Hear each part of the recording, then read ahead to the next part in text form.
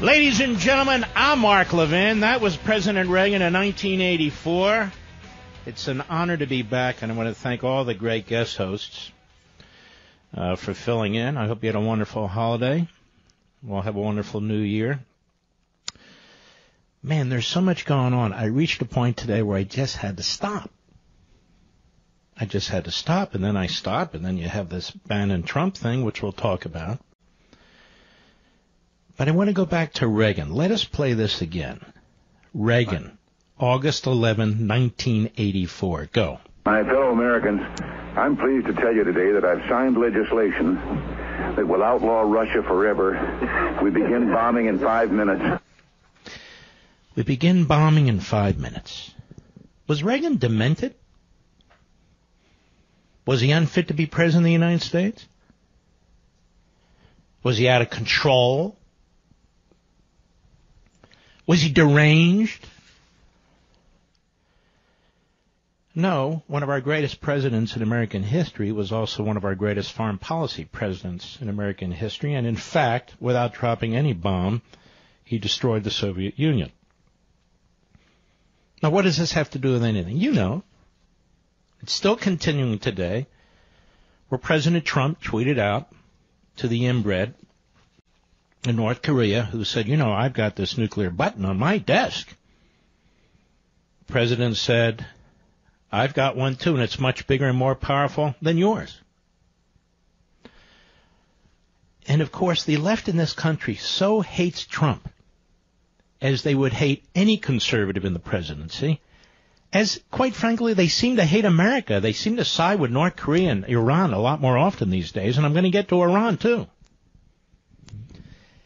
That these were the kinds of responses Trump was getting. John Heilman, who's a nobody, another slob, on the Morning Schmo show, and he lines up all these slobs because he knows the North Korean generals find the Morning Schmo show to be their favorite show, and so he gives aid and comfort to the North Korean government by bringing in slobs like John Heilman.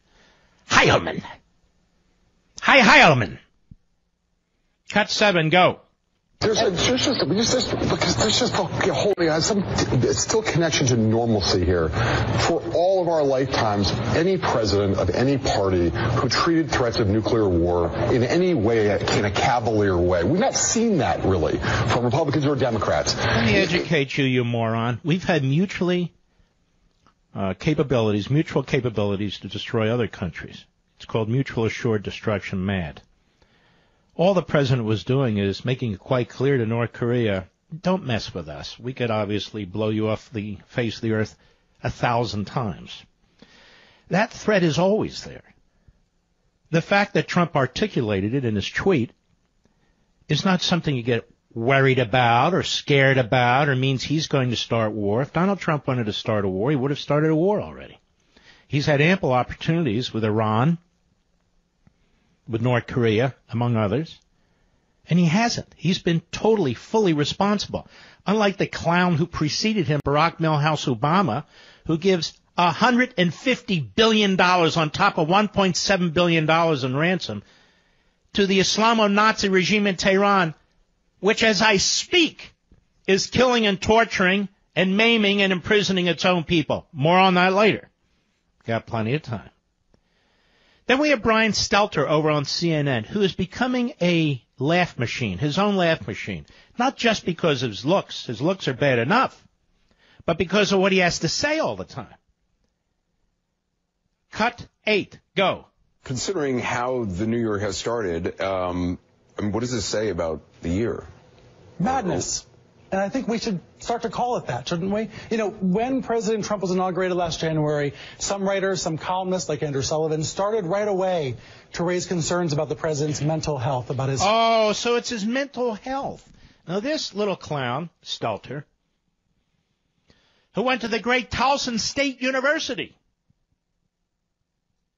then he created a blog.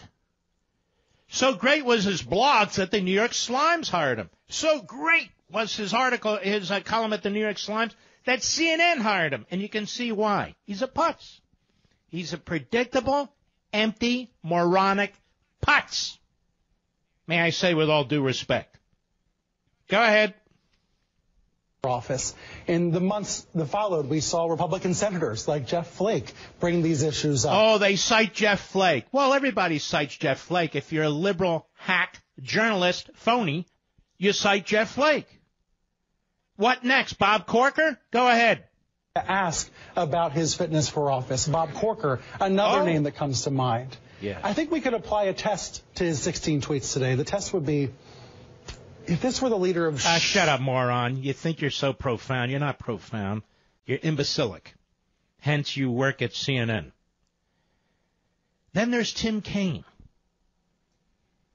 Tim Kaine, the junior senator from Virginia, who lost the vice presidency. Cut 9. Let's listen to how profound this idiot is. Cut 9, go. One, the president has had a steady pattern of undermining diplomacy, and if you do that, you raise the risk of unnecessary war. You make America less safe. So he has a steady pattern of undermining diplomacy. He's facing this Hitlerian in North Korea. He's facing a Hitlerian regime in Iran. He's got the best UN ambassador since Bolton at the United Nations. He has handled diplomacy actually beautifully. Beautifully. But he's not an appeaser like Obama.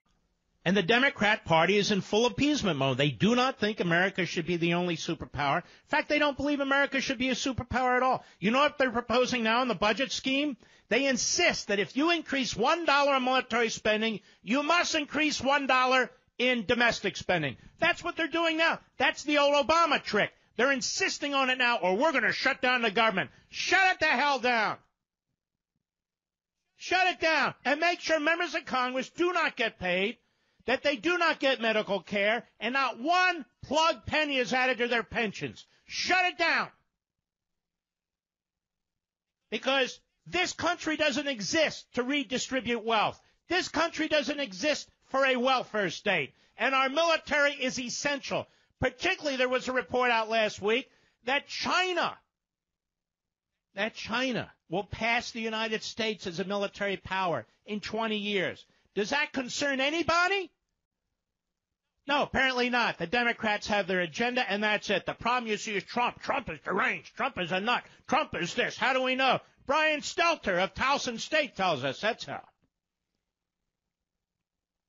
But back to Tim Kaine. Go. Juvenile tweets, whether it's not even nominating. Juvenile tweets. Timmy Kaine. Juvenile tweets?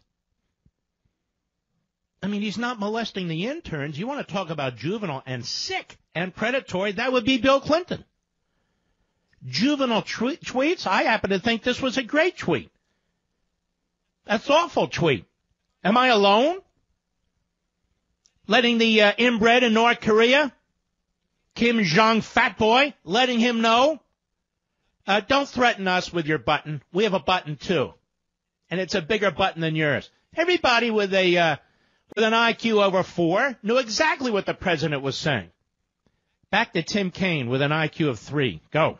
South Korea, whether it's undercutting. Shut up. Now there's a guy, Steve Cohen, from Tennessee. Steve Cohen from Tennessee, he's truly bizarro. And he's on MSLSD the other day, which has a conga line of freaks. Conga line of freaks, starting with this morning schmo clown. Go ahead. Donald Trump is the most despicable human being to ever reside at 1600 Pennsylvania Avenue. Oh. Congressman, let me ask you this. I was just going to say, a narcissistic sociopath doesn't change, and it endangers the country. And war, like Wag the dog, is something he can get in. Where did this mush brain come from? How does a clown like this get elected to the House of Representatives? He's the most despicable human being to ever reside at 1600 Pennsylvania Avenue? Would anybody ever say that about Barack Obama? Wouldn't they be shouted down in 2 seconds? Wouldn't they be shouted down? No, I hate to be the one that brings this up to Steve Cohen of Tennessee.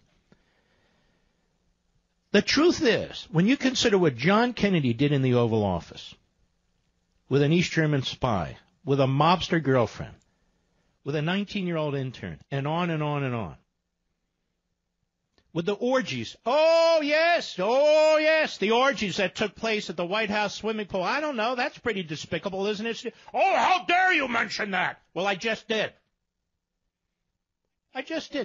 What has Donald Trump done in the White House that's so despicable?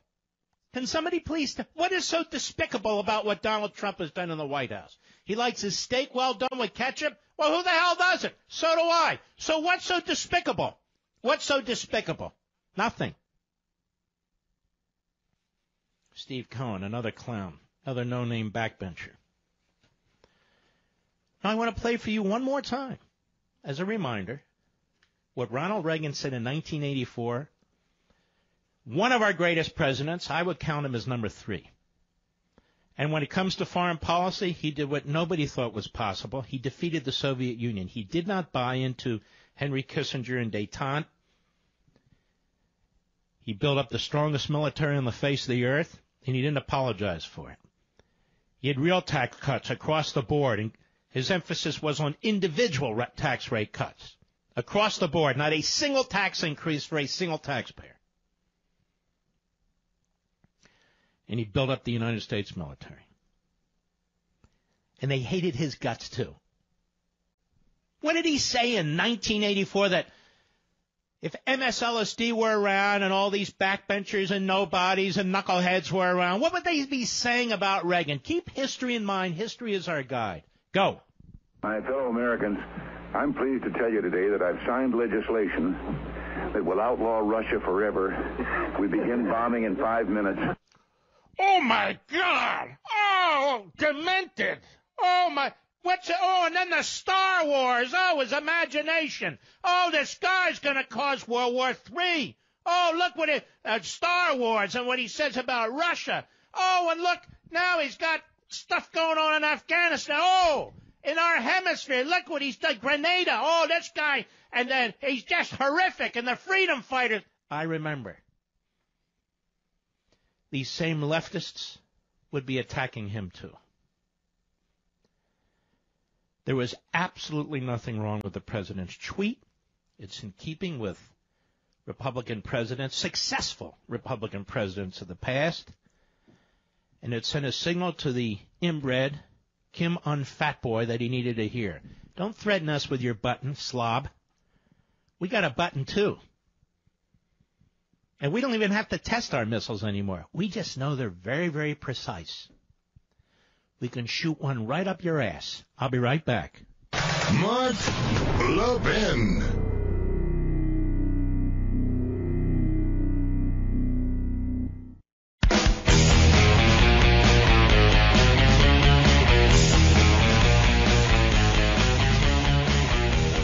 By the way, next hour I want to get into Iran bigly. While I was off the air, those of you who follow me on Facebook and Twitter, you can see that this issue in particular had my attention. And early on, the big lib media, the progressive, almost fascist media in this country, given its ideological advances, its ideological perspective, ignored it or downplayed it. Like the New York Slimes that hid the Holocaust in the back pages when they didn't bother to write about it. Holocaust-denying New York Slimes. Paper record, wouldn't you know? Early on, the American media did all they could to ignore it, to downplay it. And I was using my social accounts, which have multi-millions of followers, to keep pressing the case, as were a handful of others. But not many early on. One gentleman who was absolutely outstanding is a fellow by the name of Omri Sarin. And we will bring him on the program next hour, and he was at the forefront. He always is. But we have a rebellion in Iran. We have a president who's been tweeting about that rebellion and supporting the rebellion, supporting the citizens of Iran against the Islamo-Nazi regime in Tehran. which murders its citizens, which starves its citizens, which steals from its citizens, which tortures its citizens, which rapes its citizens, which throws its gay citizens off the top of buildings, which imprisons its Christian citizens, which has killed American soldiers. I said it's killed American soldiers. And the prior president of the United States, no, he's not demented. He's not deranged. He's just great. He's swell, that Obama. He funded this terrorist regime. He subsidized this terrorist regime. He turned the other cheek when it came to Hezbollah, a long piece in Politico, which was all but ignored with the rest of it. And there was an earlier piece in Politico, thanks to this Josh Meyer, this reporter, who's obviously gone underground. He's under such attack from the left now. How the Obama administration specifically told entities within the Justice Department and other federal law enforcement to stop chasing down Iranians or their surrogates who are trying to get nuclear technology. The great Obama. Like the great Oz. No, he's not demented. He's brilliant. He is forward-looking. He's the future. So now Trump has to deal with what Obama did. And we're going to talk about some of this in the next hour. We're going to talk about, I just can't wait. You can see I'm like a racehorse with the bit. I'm chomping on my bit here. How the Obamanoids, rhymes with hemorrhoids, how the Obamanoids all over the place saying, see, first they were saying, hey, this doesn't mean there's a widespread revolution. This doesn't mean America should get involved. It's not in America's interest. No, ladies and gentlemen, it's not in America's interest that they're building ICBMs. They want to put nuclear warheads on them, that they're threatening to destroy America, that they've killed American soldiers. No, it's not in America's interest. Why do we care about what goes on in Iran? And then they argue the other side of the coin. But if the people do win, it's thanks to us and the Iran deal. And we'll get into that more. I'll be right back.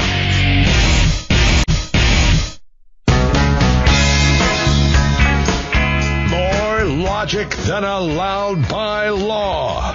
The Mark Levin Show. Call now at 877-381-3811.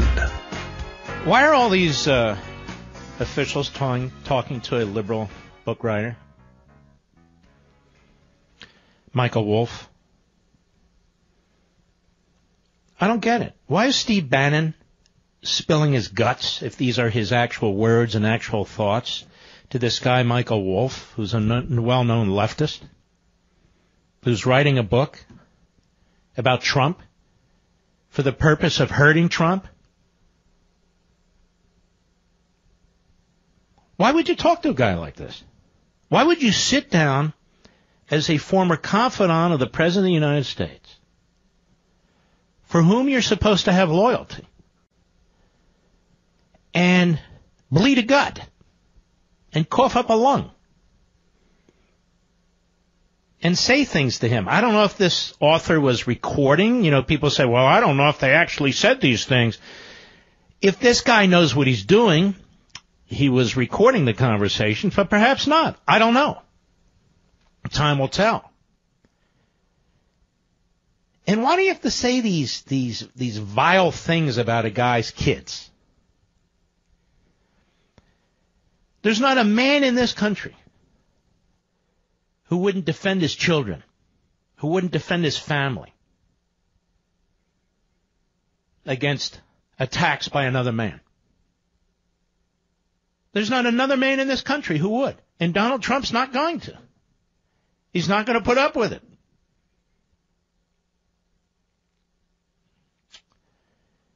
Now, the Guardian newspaper, which is a left-wing British newspaper, apparently got a copy of the book Fire and Fury by Michael Wolff, which will now be a New York Times bestseller thanks to the people leaking around Donald Trump, including Bannon. So this guy's going to make a lot of money off a book, a hit job on the president. Why do people participate in stuff like this? The Guardian. See here. Donald Trump's former chief strategist, Steve Bannon, has described the Trump Tower meeting between the president's son and a group of Russians during the 2016 election campaign as treasonous and unpatriotic, according to an explosive new book by The Guardian. Now, I've looked at this meeting. We've talked about it. Others have talked about it. Seems like forever. There's nothing treasonous or unpatriotic about that meeting, based on what we know right now, unless Bannon knows something else. What's treasonous and unpatriotic?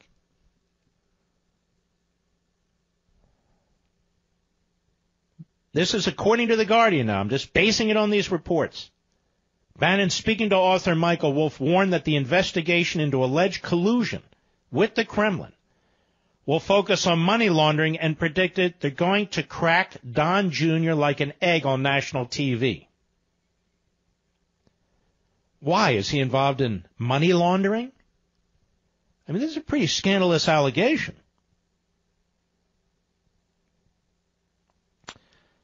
Let's see here. There's someone, Bannon, who was chief executive of the Trump campaign in its final 3 months, then White House chief strategist for 7 months before returning to the right-wing Breitbart News, writes The Guardian, is a central figure in the nasty, cutthroat drama quoted extensively, often in salty language. He's particularly scathing about a June 2016 meeting involving Trump's son, Donald Jr., son-in-law Jared Kushner, then campaign chairman Paul Manafort, and Russian lawyer Natalia, whatever her name is, at Trump Tower in New York. Here's what I don't understand. If you have so much contempt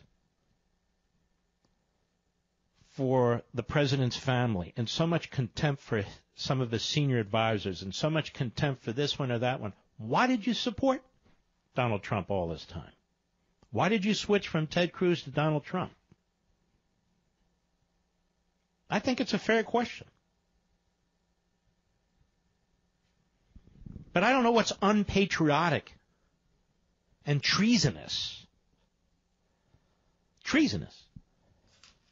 about the meeting per se. Even if you thought, I'm quoting, even if you thought that this was not treasonous or unpatriotic or bad S, word for crap, and I happen to think it's all of that, you should have called the FBI immediately, Bannon went on.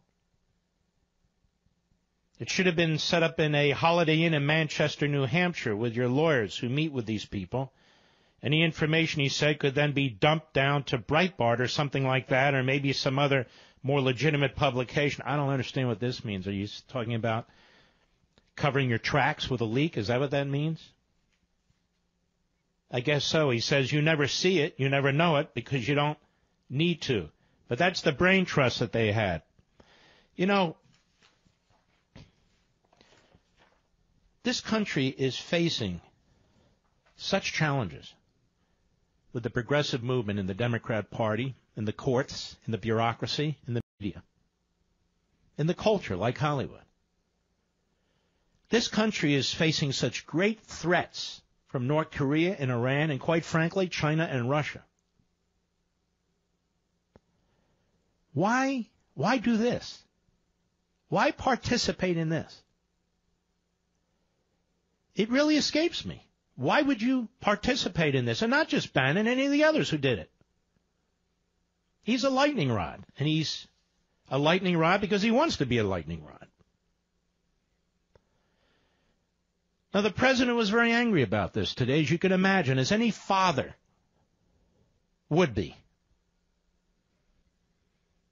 when his son, when his son-in-law, even his daughter, among others, are being personally attacked. The president put out this statement. Steve Bannon has nothing to do with me or my presidency. When he was fired, he not only lost his job, he lost his mind. You can see Trump is furious. Steve was a staffer who worked for me after I'd already won the nomination by defeating 17 candidates, often described as the most talented field ever assembled in the Republican Party. Now that he's on his own, the president said, Steve is learning that winning isn't as easy as I make it look. Steve had very little to do with our historic victory, which was delivered by the forgotten men and women of this country. Almost seems like it was written by Stephen Miller. Yet Steve had everything to do with the loss of a Senate seat in Alabama held for more than 30 years by Republicans. Steve doesn't represent my base. He's only in it for himself. So the president, you can see, has had enough. He's furious. He said Steve pretends to be at war with the media, which he calls the opposition party, yet he spent his time at the White House leaking false information to the media to make himself seem far more important than he was. It's the only thing he does well. Steve was rarely in a one-on-one meeting with me and only pretends to have had influence to fool a few people with no access and no clue whom he helped write phony books. We have many great Republican members of Congress and candidates who are very supportive of the Make America Great agenda. Like me, they love the United States of America and are helping to finally take our country back and build it up rather than simply seeking to burn it all down. Now, Mr. Producer has been looking for a statement from Bannon, and so far nothing, right, Rich? We don't see one at this point. People will draw their own conclusions. What is troubling to me, having worked with a president of the United States, having seen some leakers who go out to advance their agenda or promote themselves, and these were leakers during the Reagan administration, although there weren't as many, I have to say. I had nothing but contempt for them. I had nothing but contempt for leaks against a sitting president of the United States. But I don't even understand the rationality behind sitting apparently repeatedly with a well-known liberal author who has as his purpose to damage the president and his presidency. And it's not like he's coming up with something new. The damaging information is coming from the people he's talking to. And it's not even information, it's their opinions. Why play into that? You've listened to this program long enough, you know that I have been very pleasantly surprised by this president. Doesn't mean I'm a sycophant. Doesn't mean I'm a pom-pom boy. Doesn't mean I'm a rockette. We know who they are. No. You can be discerning and a conservative very pleased with what he's done. And as I've said before, and this was repeated after I left for vacation, Donald Trump so far is the most conservative president since Reagan.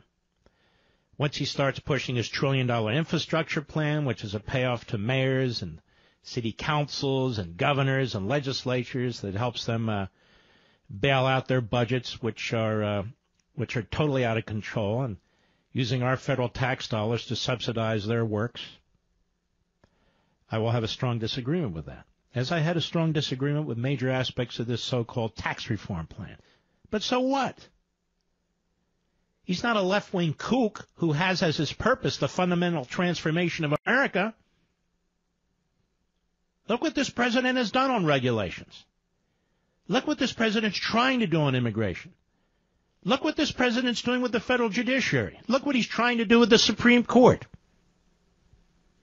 Look at what he's done in foreign policy. He's had the greatest foreign policy since Reagan. Absolutely. Absolutely.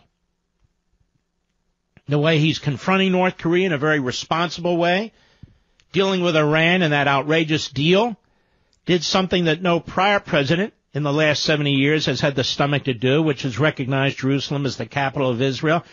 He's trying to build up the United States military. He's come to the defense of local law enforcement. I mean, it's quite significant. So it troubles me a lot when you have staffers or former staffers, whatever their senior status or lower status, whatever their status is, who take it upon themselves to try and drive the agenda or try and drive the narrative. This president is more successful than I thought he would be, despite the fact that McConnell is the majority leader in the Senate, despite the fact they have a very small majority in the Senate. He's done everything he can possibly do constitutionally and legitimately as President of the United States on his own. He's under brutal, daily, hourly attack by the progressive Praetorian Guard media that slobbered all over Obama's every syllable. He's under brutal attack by the Democrat Party. And if we do not hold the House of Representatives, we will spend the next year or two fighting off this president's impeachment. And they do this in order to prevent him from advancing what? Because they're upset with his tweets? No, his agenda. It does not help the country, liberty, the Constitution, the American people to be doing interviews with individuals who have nothing but contempt for this president and to say things, if accurate,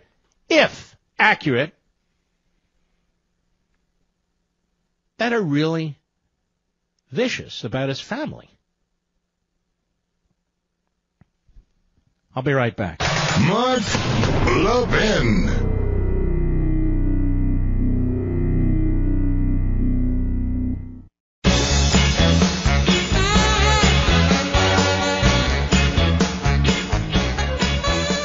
I'm not going to help this guy, Michael Wolff, sell any more books. He'll be selling plenty on his own. All scathing attacks on Trump by people who should know better, quite frankly. I mean, if you're going to challenge the president's position and you work for the president, well, do it, and do it respectfully. You know, do it with some class, do it with some loyalty. You can challenge him perfectly. I'm all in favor of that. I believe in challenging ideas, confronting them, and so forth. But to sit down with a leftist and then, you know, start bleeding the gut, I just don't, I'm not impressed. And now, of course, this will be fodder for CNN and MSNBC for a week, maybe 2 weeks. A week, maybe 2 weeks. And I would say, also, as a lawyer, that if Bannon wasn't interviewed by Mr. Mueller, he will be now, because he's making assertions in the book, whether he can factually back them up or not. If I'm a complete and total out-of-control maniac prosecutor, I'm going to want to sit him down, maybe in front of a grand jury even. I don't know. I'm not encouraging it. I'm just saying it's certainly possible now, based on what I'm reading. I obviously haven't read the book, nor will I. Did you know that our $20 trillion national debt is estimated to be $40 trillion in the next 12 years? Did you know that when you count unfunded liabilities, we're talking about over $200 trillion? A debt train this large can only be headed towards disaster. I talk about this all the time. I've written about this. As we print more and more dollars, we lose more and more buying power. Investors know that it's not what you have, but what you keep. That's why they diversify. That's the key word. Diversify their portfolios to help keep their buying power strong when the dollar goes weak. PM Capital understands wealth preservation. That is, helping you keep your buying power is their goal.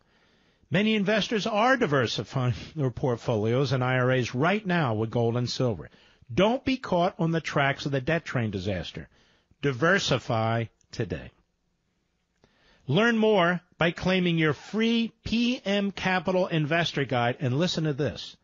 For a limited time, you'll receive $500 in free gold or silver on qualifying purchases. That's a lot. All you have to do is call. Now listen to this. Just dial pound 250. Pound 250. And then say the keyword, Mark Levin. Pound 250, keyword, Mark Levin. PM Capital specialists are standing by right now to take your calls. Call pound 250, say Mark Levin, or visit marklevingold.com. That's Mark, L-E-V-I-N, marklevingold.com.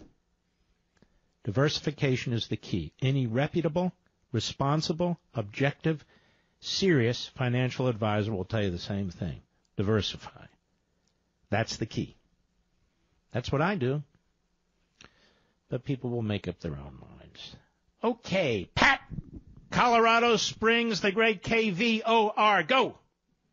Hey, Mark, I just wanted to talk about how the Washington Post painted 2017 as Kim Jong-il's best year ever.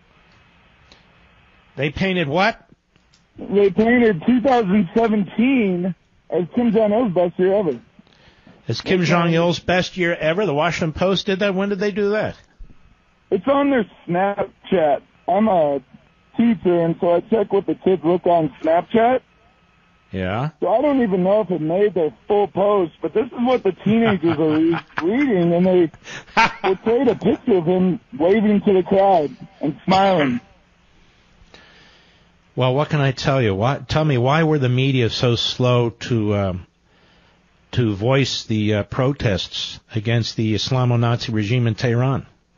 Oh, Levin, this is their discontent with Trump so hard.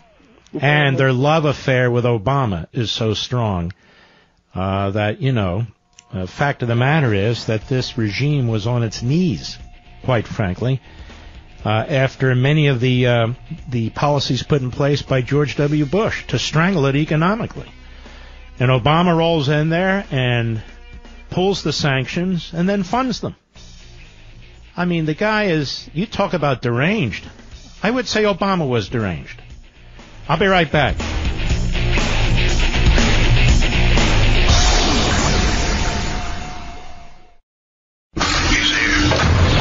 He's here. Now, broadcasting from the underground command post, deep in the bowels of a hidden bunker, somewhere under the brick and steel of a nondescript building, we've once again made contact with our leader, Mark Levin. Hello, everybody. Mark Levin here. Our number, 877-381-3811, 877-381-3811. I've been reading the frequent tweets by Omri Searman, who really is a smart guy. I never met him before. I've just become familiar with him through my stepson, David. And I started reading these tweets on Iran because I was tweeting on Iran and a couple others were tweeting on Iran and posting Facebooks. Of course, the media held back. And he just has tremendous insight on this subject of Iran, and I wanted to bring him on the program. Omri, how are you, sir? I'm well. Thanks for having me. Well, it's a pleasure. So this protesting started, 6 days ago? 6 days ago. And the response by the President of the United States, you think it's been fairly effective? I don't know about effective. He's been, because, the situation is so fluid that, Mark, it's difficult to know what's effective, but I do know that it's been thus far exactly the right reaction. He's been doing, of the things that he could be doing, he's doing exactly the right thing, which is he has made it very clear that the United States supports the protesters, and he has made it clear and he has made sure that his staff conveys through their words and increasingly their actions that the rhetoric and the position will be backed by actions. And so the important thing that he's done is not just said the right things, but specifically said the right things and indicated that he will back those with actions. It's exactly the right thing to do. Whether it's effective, the protesters face incredible odds. Who knows if anything could be effective, but it's the right thing to do. And as ambassador to the UN, Nikki Haley, she's demanding an emergency UN session, isn't she? That's right. They're investigating what they can do either through the UN Security Council or through the UN Human Rights Council. Of course, the UN is best described as not the world's most effective force for democracy. It's also equally as well described as a cesspool of despots and dictators in many cases. Many of its organs are that. Especially the human rights parts of the United Nations have been hijacked by some of the worst actors on the planet. So there are limited options. There are limited options inside the Security Council because, of course, Iran supporters, countries like Russia, will consistently veto anything that Ambassador Haley can do. And there are limited options outside of the Security Council where no one has a veto because simply there are majorities of terrible countries across the UN, and especially in those places where people do human rights work. What is going on in Iran? We had some. Would you agree with me? Very timid reporting early on, and now they're starting to pick up a little bit. It's tough. The Iranians, they control journalism to an enormous extent, and they ensure that journalists are censored. They blackmail journalists, and so it's very difficult to know what is actually happening in the country. Now, sometimes we think that there are cases of really open bias and really journalistic malpractice. So, for instance, now sort of infamously, the UN has, the New York Times bureau chief, Thomas Erdbrink, his first couple of stories weren't datelined out of Tehran. He wasn't in Tehran when he wrote them. We think at least one of them, he said he was in Japan, and yet he wrote articles that really reflected what the regime was saying, which is that these are sporadic protests. And really what, advocates of the Iran deal were saying, which is that the protests were about economics, and they were about economic woes. And so, Mark, when you ask, why don't we know more about why don't we know more about what's going on? Well, the answer is because it's really difficult to get good journalism out of there. And whether the journalism reflects increasing protests, decreasing protests, whether it reflects economic motives or political motives, doesn't tell us very much about whether or not the protests are sporadic or increasing or political. Well, let me ask you this. As you monitor this yourself, and some things have come through social media and so forth, people can see it on the Internet. My take on this is more widespread than it was in 2009. Am I wrong? Widespread, yes. Deep, no. We're talking about something that's new, that hasn't been seen in Iran at least since the revolution, which is to say, these protests are happening in places where protests usually don't happen. And I don't mean that in a metaphorical or grandiose way. I mean that quite literally, physically, the protests are happening in parts of the country that they haven't happened before. And so in that sense, yes, they are broader than the previous protests, but they're not bigger than the previous protests. And they have certain features that are interesting, and we don't know what they mean. So they appear to be leaderless. Obviously, within any given city or any given town, if there's a bunch of people protesting, there's going to be a leader there. There's going to be an organizational structure there. But on the whole, it doesn't appear that all of them are being coordinated in the way that the 2009 protests were. And to that extent, we just don't know what that means. We don't know. So, for instance, you can see, Mark, how this would go both ways. One argument you could make is, well, the protests are diffuse. They appear unconnected. There's no leader stitching them together. Obviously, they will go out with a whimper. They'll peter out. But you could also make the argument the other way.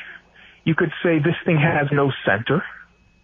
There doesn't seem to be an easy way to either placate it or diffuse it. And so the regime will have a very difficult time putting it down. And it's just not clear which one of those is true. What is the take of the former Obama administration officials who are really vested in that deal that they cut with Iran? I mean, the worst. Their behavior has been really, even to some of the, even among folks on the left who are, you know, they don't agree with us on the way foreign policy works or the way that the world should go, but they're not invested in the deal. The behavior of the Obama alums has been embarrassing to those folks. You know, the problem is, Mark, that the deal is both in many ways the cause of the enabler of the regime in beating down the protesters, in as much as it gave the regime enormous amounts of resources. And it's also, and this gets at your question, it's also one of the things that blocks us from taking on the regime. So it's both the cause and stands in the way of the solution, because the deal shredded a bunch of our non-nuclear sanctions. You know, people don't remember this. But for many years, many months and a full year, the Obama administration went to Congress, and Congress would say, hey, we're getting nervous about how much you're giving away to the Iranians. It looks like you're giving away more than they're giving to us. What's going on? And the administration would say, we're only going to give away nuclear sanctions. Only nuclear sanctions. Only nuclear sanctions. They're giving up their nuclear program. We're giving up, they're making nuclear concessions. We're giving up our nuclear sanctions. And then at the end, the Iranians said, that's not enough. It's not enough. We want many more. And the Obama administration, and the Associated Press reported this in as many words, the Obama administration basically redefined a bunch of our human rights and ballistic missile and terrorism sanctions as nuclear sanctions so they could lift them. So they took a bunch of the measures that we could have used against the regime, and they said, these are nuclear sanctions, so we'll lift them. Well, they were never nuclear sanctions. The reason that we were sanctioning the Central Bank of Iran wasn't nuclear. The reason that we had gone after wasn't entirely nuclear. The reason we had gone after the business empire of the Iranian supreme leader, EIKO is the abbreviation of his business empire, billions of dollars, wasn't necessarily because of... Whoa. The supreme leader is worth billions of dollars? He has a business empire. It was founded actually by his predecessor. It's where they draw money from. It's a business empire. It's a full-blown business empire. And it used to be sanctioned. And it's important that it be sanctioned because he draws upon that to fund some of his worst activities. But because he demanded it, John Kerry and the rest of the Obama administration redefined the fact that we had sanctioned that network. Now, before we run out of time, the Kerry and others have said, really, this is an Iranian situation, not us. That's not correct, is it? I mean, it's an Iranian situation, obviously, but it affects us, too. No, and you're right. Ben Rhodes has said it. It's such a gross thing to say.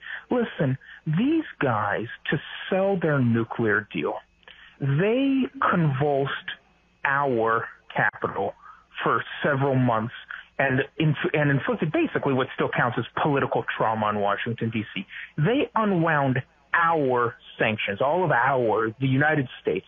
They went after our allies. They empowered a country that seizes our sailors. Of course it has to do with us. Of course it does. It's ridiculous that it doesn't have to do with us. If it didn't have to do with anything with the United States, why'd they spend the second half of the Obama administration obsessed with this thing? Of course it has to do with us. It's a ridiculous statement to make. But they don't want us. They don't want the Trump and they don't want the they don't want Congress. They don't want our elected representatives, and they certainly don't want the Trump administration to make them look bad by showing that we could have come down on Iran at any time, and that the reason they didn't come down on Iran is because they wanted the nuclear deal. All right, folks, there he is, Omri Sarin. You are the managing director of the Israel Project. We appreciate it. Keep tweeting. I enjoy reading them. Thank you, sir. Talk soon. All right, take care of yourself. There are other takes on this. There's an excellent piece at the PJ Media by my buddy Michael Ledeen. He thinks this is a potential opportunity for a real change in government over in Iran. It's a wonderful piece worth reading. And we'll keep an eye on this.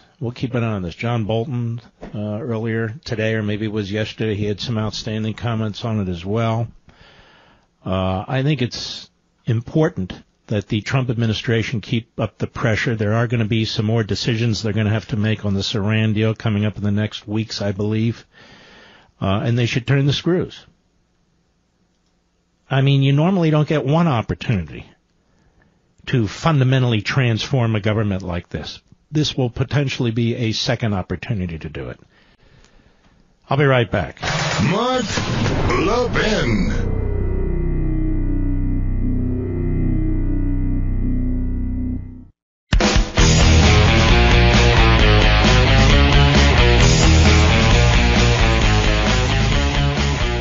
It's a fellow by the name of Admiral Mike Mullen. And he served as CIA director, as I recollect, at one point in a Democrat administration, or a prior administration. And he was interviewed by Martha Raddatz at ABC News. She wasn't happy with what he had to say, but he said it anyway. Hat tip, right scoop, cut one, go. But we certainly should be on guard for human rights violations, and I think we should be supportive of more freedoms in that country. And that didn't work in 2009. Might it work this time? What would be different? Let's stop right there. So he's talking about the uprising in Iran, and she says it didn't work in 2009. Well, of course, ladies and gentlemen, Obama waited 10 days, and he didn't do anything effectively to support the uprising in Iran. And we now know that his plan all along was not just to appease Iran. He's worse than Neville Chamberlain. It was to subsidize Iran. At least Neville Chamberlain didn't give Hitler billions of dollars. Go ahead. Well, I think that the 2009 timeframe is very instructive. I think we chose to not be as supportive as we could have been then. And I hope we can be right now so that Iran can continue to evolve. They have an incredibly young population. They look to a future that they cannot see. They've been promised change and a healthier economy by the current government. And I think the protests represent the inability to deliver that so far. So I think support of them and their people is absolutely the right thing to do. Mm-hmm. And Nikki Haley at the UN yesterday, hat tip C-SPAN, cut 3, go. The freedoms that are enshrined in the United Nations Charter are under attack in Iran. Dozens have already been killed. Hundreds have been arrested. If the Iranian dictatorship's history is any guide, we can expect more outrageous abuses in the days to come. The UN must speak out. In the days ahead, we will be calling for an emergency session, both here in New York and at the Human Rights Council in Geneva. We must not be silent. The people of Iran are crying out for freedom. All freedom-loving people must stand with their cause. The international community made the mistake of failing to do that in 2009. We must not make that mistake again. Now, I want you to listen to this question. Very important. I want you to listen to this question by a reporter to Nikki Haley, comparing the Iranian regime. Well, let's just play it. Cut 4, go. Now, you're so strong when it comes to the freedom and dignity of the Iranian people, but you have different meaning of freedom and dignity when it comes to the Palestinian people who've been brutalized for over 50 years of occupation. Let's stop. Who they've been brutalized by? First the PLO and then Hamas and Fatah. Truthfully. They've been brutalized by the Jordanian regime and other Arab regimes. Who's brutalizing the Palestinians?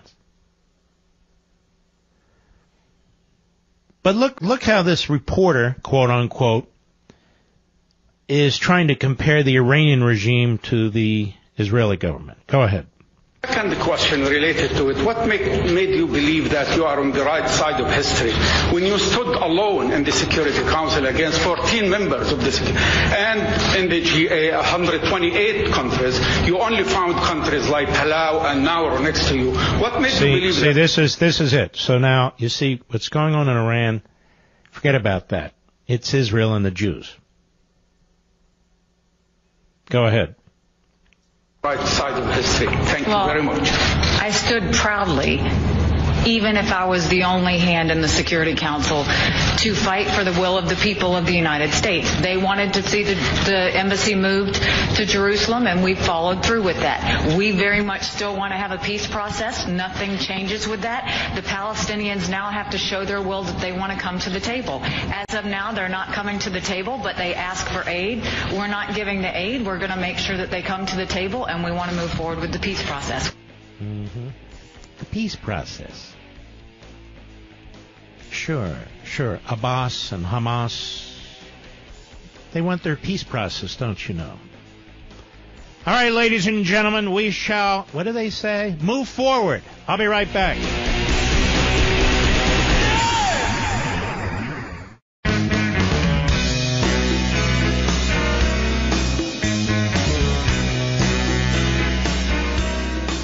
It's your daily adult dosage of the Constitution. The Mark Levin Show. Call him now at 877-381-3811. You know, ladies and gentlemen, you may have figured this out. 2018 is here. It's time to look your best. That's right. Look younger than you ever have in years. Guaranteed. It's easy with the brand new Genicel treatment for droopy eyelids. Here's Mary from Fort Collins, Colorado. I don't believe everything I hear, she says. So I tried this eye lift on my right eye. The next day at work, everybody said my right eye looked much better. I couldn't believe it. Yes, all the saggy lines in your eyelids disappear. This breakthrough eyelid treatment is yours free, with your order of Genicel for bags and puffiness. Now, you'll also get Genicel immediate effects for 12-hour results. Go to Genicel.com, that's Genicel.com, or call 800-SKIN-604. That's the ticket. 800-SKIN-604. It gets better. Order the next 20 minutes to get 2 more classics. Esoteric RF, Collagen Builder, and Deep Firming Serum free. And now during Chamonix's amazing New Year's sale, you'll get the best-selling La Essence neck treatment. Call now, upgrade to express shipping free. That's 6 free gifts. 800-SKIN-604. You know, folks, they told me supplies are running out now. So check it out. 800-SKIN-604, 800-SKIN-604, or go to Genicel.com. I haven't taken any calls this year, have I, Mr. Producer? We had a guest. Now, Bob in Los Angeles, you're the first call of the year on the Mark Levin app. How are you, sir? Well, thank you very much, Mark, and I'm doing fine. How are you doing? Very well, thank you. Good. Hey, I just wanted to mention 4 years in the Marines, 80, 84, and then became a cop here in L.A. last 30 years. Hey, that's a twofer. Thank you. Hey. In 1982, boat guard wedding in Northern Atlantic, we had 160 ships, thousands and thousands of troops, just to saber rattle against the East. President Trump was able to do that with just a Twitter, which costs nothing. Nothing, I remind you. Why do you think the media and even others on the pseudo-right are jumping all over him when they know the very history I discussed with Reagan and they knew exactly what he was doing?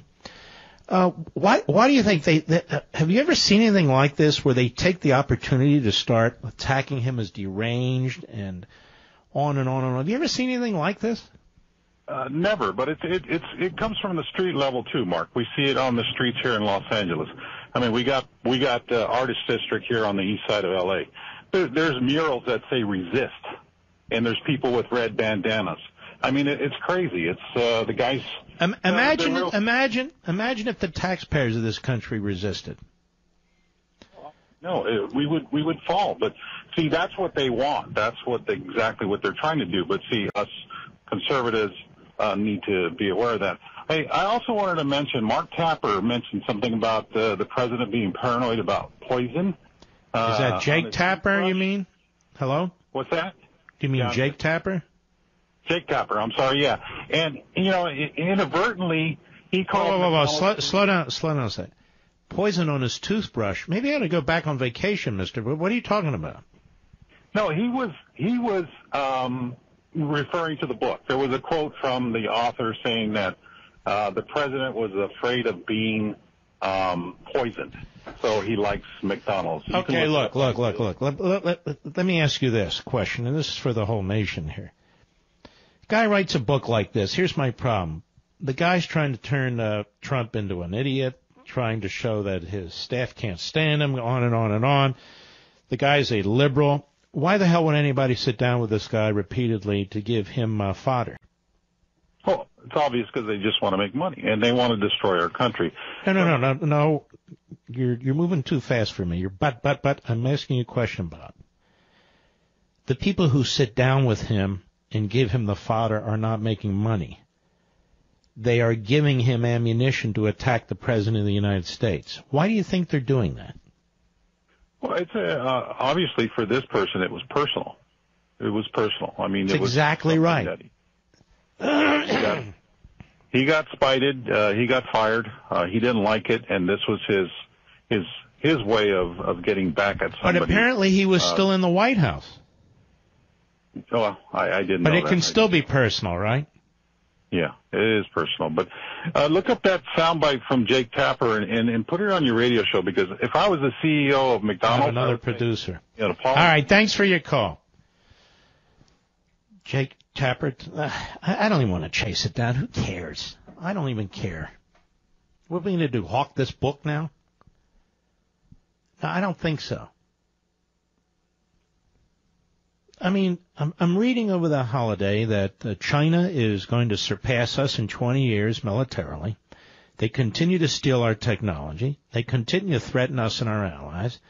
There they are with satellite photos giving oil to the North Korean regime, boat to boat, ship to ship. The Russians are doing exactly the same thing. We've got significant protests in Iran that are very, very important. We have stories about how the Obama administration appeased not just Iran, but Hezbollah in order to get their deal.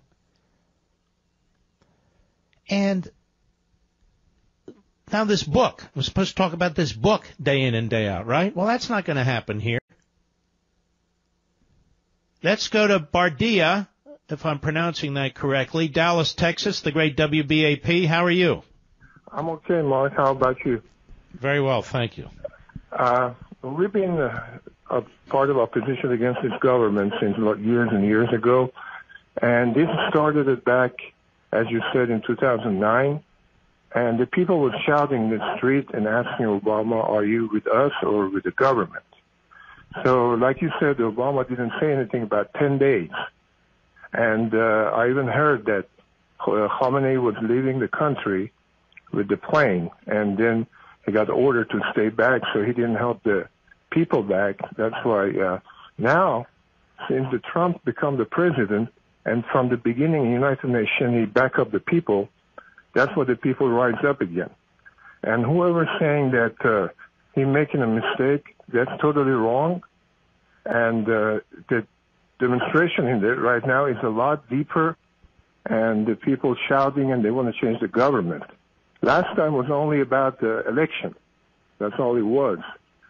But now every corner of the country, the people rising up and fighting back with the government. And right now, they really asking for help. And whatever Mr. Trump can do it, that would be great for him.